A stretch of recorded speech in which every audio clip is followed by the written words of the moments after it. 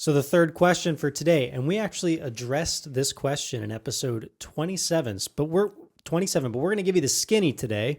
Tim, how much money do I need for retirement? A lot. Next question. Next question. I thought you were going to say, can you pay me?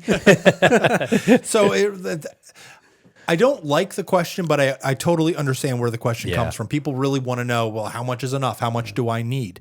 And the reality is the answer is different for every person because every person's situation and budget is unique. Their income sources are different. Their lifestyles are at different levels. Their debt loads are at different levels. So how much income do you want to have in retirement? That's one way of approaching the question.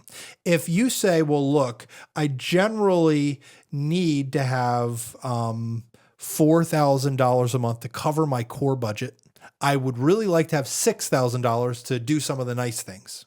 Okay, so we have $4,000 is the core budget. $6,000 would be like the all-in budget, but I have the ability to cut back to the $4,000 if I need to. How do we do that? Well, we have Social Security. A married couple getting $4,000 a month in Social Security. If they wait till age 65, that's not terribly hard. You could probably do that. If you then need the ability to throttle up or throttle down your income, having an additional, let's say if they want $2,000, I'd say $500,000 invested would fill in the gap. Because you can take, generally speaking, you can take $1,000 a month per $250,000 invested without a great risk of outliving that income or outliving that asset within your lifetime.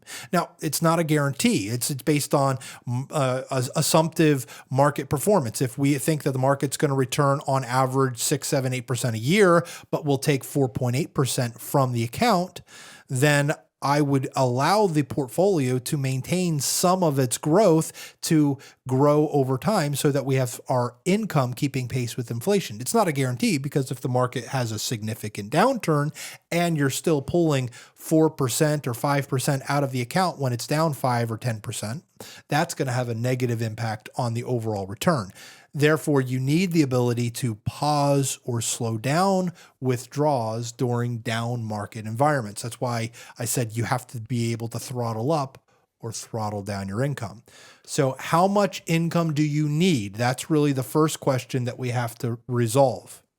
If you are sitting here today and you're 40 and you don't know how much money you're going to need in 25 years, what we look at in today's dollars, let's just assume we're going to need 80% of your current take-home pay.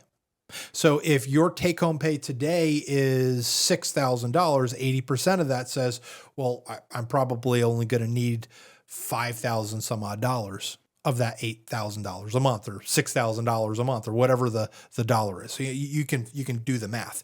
It's a rule of thumb. It gives you an idea about how much to gauge what my income needs in retirement are going to be.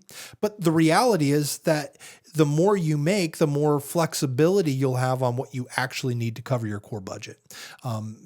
So if your income is substantially high, let's say you make $200,000, you probably are not going to need 80% of that in retirement. You're not going to need, what does that turn out to be, $160,000 in retirement? You can probably get by on less if you needed to. That's not to say that we shouldn't use that as a goal. We can have a goal to get $160,000 in retirement, then we just have to save accordingly. So how much is coming from pensions and Social Security, and the delta, the difference between what guaranteed income we're going to have tells us how much we need to save. If I need $10,000, then I need to have a certain amount of money set aside in investing. So you would need $2.5 million to provide $10,000 a month in income based on the prior formula. 250 generates $1,000.